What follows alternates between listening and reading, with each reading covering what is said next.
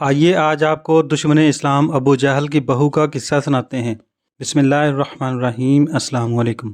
ابو جہل نے اپنے بیٹے سیدنا اکرمہ کا نکاح اپنی بھتیجی ام حکیم بنت حارث بن ہشام بن مغیرہ مخزومی سے کیا۔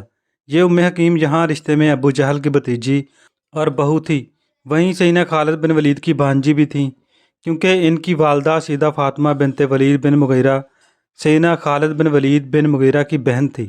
جیسا کہ اسد الغابہ میں علامہ ابن اسیر جزری نے سیدہ ام حکیم کے ترجمے میں تصریح کی ہے۔ واقدی نے کتاب المغازی میں لکھا ہے کہ یہ ماں بیٹی سیدہ ہند بنت عتبہ اور قریش کی دیگر خواتین کے ساتھ فتح مکہ کے موقع پر ایمان لائیں اور سیدہ ہند کی سرکردگی میں نبی صلی اللہ علیہ وآلہ وسلم کی بیعت کے لیے حاضر ہوئیں۔ اسلام قبول کرنے کے بعد سیدہ ام حکیم نے نبی صلی اللہ علیہ وآلہ وسلم سے اپنے شوہر اکرمہ بن ابو جہل کے لیے امان طلب کی، جو فتح مکہ کے بعد نبی صلی اللہ علیہ وآلہ وسلم کے خوف سے یمن کی طرف فرار ہو گئے تھے۔ نبی صلی اللہ علیہ وآلہ وسلم نے سیدہ ام حکیم کی سفارش پر سیدنا اکرمہ کے لیے امان کا اعلان کر دیا۔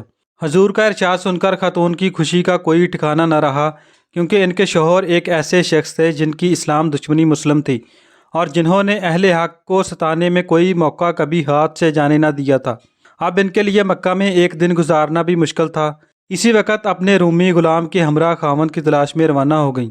سیدنا اکرمہ کا قبول اسلام کا جو واقعہ علامہ واقدی نے کتاب المغازی میں روایت کیا ہے وہ نہایت رقت آمیز ہے۔ انشاءاللہ کبھی سیدنا اکرمہ سے متعلق تفصیلی واقعات نقل کروں گا۔ علامہ واقدی کہتے ہیں کہ راستے بھر ان کا رومی غلام ان کو بہکاتا اور ورگلاتا رہا، لیکن وہ شریف عورت اس سے اپنا دامن بچاتی رہیں، یہاں تک کہ قبیلہ اگ کے ایک محلے تک جا پہنچی۔ پھر ان کے قبیلے والوں سے انہوں نے اپنے غلام کے خلاف مدد مانگی تو انہوں نے اس کو رسیوں سے باندھ دیا۔ ادھر حضرت اکرمہ مکہ سے بھاگ کر بحر کلزم کے ساحل پر پہنچے تو یمن جانے والی ایک کشتی تیار کھڑی تھی، اس پر بیٹھ گئے۔ کچھ دور جا کر یہ کشتی باد مخالف کی لپٹ میں آ گئی۔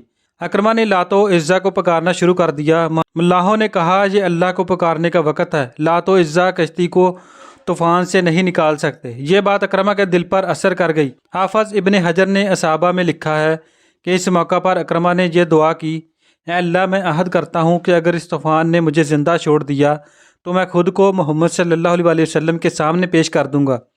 وہ بڑے رحیم و کریم ہیں، امید ہے مجھ سے مواخذہ نہ فرمائیں گے۔ خدا کی قدرت کشتی صحیح سلامت اسی جگہ کنارے آ لگی جہاں سے چلی تھی۔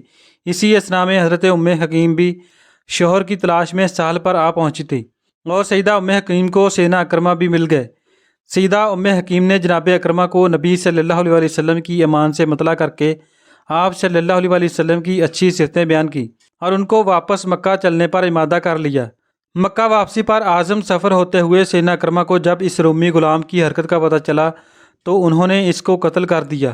براستہ مکہ جناب اکرمہ نے کئی دفعہ سیدہ ام حکیم سے خلوت کا مطالبہ کیا، لیکن سیدہ ام حکیم ہر دفعہ یہ کہہ کر آپ کے مطالبے کو سختی سے رد کرتی رہیں کہ تم کافر ہو اور میں مسلمان ہوں، جب تک تم اسلام قبول نہیں کر لیتے ہمارے درمیان تعلقات قائم نہیں ہو سکتے۔ سیدنا اکرمہ ان کے اس جواب پر نہایت حیران ہوتے اور کہتے کہ واللہ جس معاملے نے تجھے مجھ سے روک دیا ہے وہ یقیناً کوئی بڑا معاملہ ہے۔ جب سیدنا اکرمہ نے نبی صلی اللہ علیہ وآلہ وسلم کی خدمت میں پہنچ کر اسلام قبول کیا تو آپ صلی اللہ علیہ وآلہ وسلم نے سیدہ ام حکیم اور سیدنا اکرمہ کے نکاح کو برقرار رکھا۔ یہاں سیدنا اکرمہ سے متعلق ایک دفعہ کا ذکر ضروری ہے جس میں ہمارے آج کے ان ناصحین کے لیے سبق پوشیدہ ہے، جو کسی بھی مردہ شخصیت سے اپنے الجھن و تنفر کے سبب اس کا غلط نام لیتے ہیں یا اس کا ذکر یوں کرتے ہیں کہ جس سے اس مردہ شخص سے کسی بھی قسم کا تعلق رکھنے والوں کی دل آزاری یا ان کو تکلیف پہنچتی ہے۔ واقدی اپنی کتاب المغازی میں لکھتے ہیں کہ جب سیدہ ام حکیم اور سیدنا اکرمہ مکہ کے قریب پہنچے اور آپ صلی اللہ علیہ وآلہ وسلم کو اس کی خبر ہوئی تو رسول اللہ صلی اللہ علیہ وآلہ وسلم نے اپنے صحابہ سے فرمایا کہ تمہارے پاس اکرمہ بن ابو جہل ایمان کی غرض سے ہجرت کر کے آ رہا ہے، سو تم اس کے باپ کو برا بلا مت کہنا، کیونکہ میت کو گالی دینے سے زندہ کو تکلیف ہوتی ہے اور یہ گالی میت کو نہیں پہنچتی۔ یہ ہے ہمارے نبی صلی اللہ علیہ وآلہ وسلم کا اخلاق اور انسانی نفسیت سے کما حقہ واقفیت کہ جہاں وہ ابو جہل جیسے دشمن اسلام و فرعون امت کو بھی اس کی اولاد کے سامنے برا بلا کہنے سے منع کرتے ہیں۔ سیدہ ام حکیم حالت کفر میں دوسری قریشی خواتین کی طرح جنگ احد میں مسلمانوں کے مد مقابل آئی تھیں، تاہم ایام جاہلیت میں کیے گئے اپنے ان تمام کردہ گناہوں کو اس عظیم المرتب خاتون نے اسلامی جنگوں میں بھرپور حصہ لے کر گناہوں کو یوں دھو دیا جیسے کہ وہ کبھی ہوئے ہی نہ تھے۔ سیدنا اکرمہ جب جنگ اجنادین میں شہید ہو گئے تو سیدہ ام حکیم نے 4 ماہ 10 دن کی عدت مکمل کی۔ بعد از عدت خاندان بنو امیہ کے 2 سادات سیدنا یزید بن ابی سفیان اور سیدنا خالد بن سعید بن العاص نے سیدہ ام حکیم کو پیغام نکاح بھیجا۔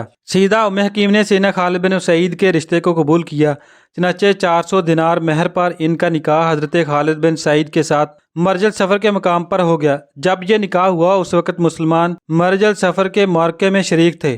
سیدنا خالد نے سیدہ ام حکیم سے رخصتی و شب زواف اختیار کرنا چاہی۔ سیدہ ام حکیم نے کہا کہ اگر آپ اس معرکے کے اختتام تک اس مرحلے کو مؤخر کر دیں تو زیادہ بہتر ہوگا۔ خالد بن سعید نے کہا کہ میرا دل کہتا ہے کہ میں اس معرکے میں شہید ہو جاؤں گا۔ ام حکیم نے انہیں اجازت دے دی اور السفر میں موجود ایک پل جس کو کنترہ ام حکیم کہا جاتا ہے کے نیچے سیدنا خالد نے سیدہ ام حکیم سے ایک خیمے میں ملاقات کی۔ اگلے روز سیدنا خالد نے دعوت ولیمہ کی۔ ولیمے کے کھانے سے فارغ ہوئے تو رومیوں سے مقابلے کے لیے اپنی صفیں سیدھی کر لیں اور گھمسان کا رن پڑا۔ سیدنا خالد بن سعید آگے بڑھے اور جاں فشانی سے لڑتے ہوئے جام شہادت نوش کیا۔ جب ان کا جسد خاکی لایا گیا تو سیدہ ام حکیم نے اپنے ہاتھوں سے ان کی میت تیار کی۔ اس وقت ان کے ہاتھوں پر شادی کی مہندی اور خوشبو لگی ہوئی تھی۔ اس وقوع سے یہ مسئلہ بھی ہوتا ہے کہ وفات کے بعد میاں بیوی کا رشتہ قائم رہتا ہے اور بیوی شوہر کو چھو سکتی ہے اور اس کو غسل بھی دے سکتی ہے۔ علامہ ابن حجر عسقلانی نے الصحابہ میں سیدہ ام حکیم کے ترجمہ میں لکھا ہے کہ یہ لڑائی اسی نہر کے کنارے چل رہی تھی جس کے پل کے نیچے سیدہ ام حکیم کا وہی خیمہ نصب تھا جس میں سیدنا خالد کے پاس وہ رخصت ہو کر آئی تھی۔ سیدنا خالد کی وفات کے بعد جب دشمن اس خیمے تک پہنچا تو سیدہ ام حکیم نے خیمے کا ڈنڈا نکال لیا اور نہایت دلیری سے لڑتے ہوئے 7 رومیوں کو اس ڈنڈے سے واصل جہنم کیا، یہاں تک کہ لڑتے لڑتے اسی خیمے میں آپ نے بھی جام شہادت نوش فرمایا۔ یوں فتح مکہ پر ابو جہل جیسے دشمن اسلام کی ایمان لانے والی یہ عظیم بہو سرخرو ہوئی۔ ایسے واقعات میں ان تمام لوگوں کے لیے نصیحت ہے جو نہایت بے حیائی اور زور و شور سے فتح مکہ کے موقع پر ایمان لانے والوں کو تلقا قرار دے کر کبھی ان کے اسلام پر شک کرتے ہیں تو کبھی سورۃ المنافقون کی آیت کو ان جلیل القدر ہستیوں پر چپساں کرتے ہیں۔ واللہ ایسی بزرگ ہستیوں کی پاؤں کی دھول کے برابر بھی ہم نہیں ہو سکتے کہ جنہوں نے ایام جاہلیت میں نبی صلی اللہ علیہ وسلم کی مخالفت کی تو اسلام قبول کرتے ہی ان کی ایسی کایا پلٹی کہ خوشی خوشی شہادت کا جام پی لیا۔ تو ناظرین، یہ تھا ابو جہل کی بہو کا اسلام لانے کا قصہ۔ اگر آپ لوگوں کو ویڈیو پسند آئی تو اس کو لائک، شیئر اور چینل کو بھی سبسکرائب کریں۔ Thanks for watching. اللہ حافظ۔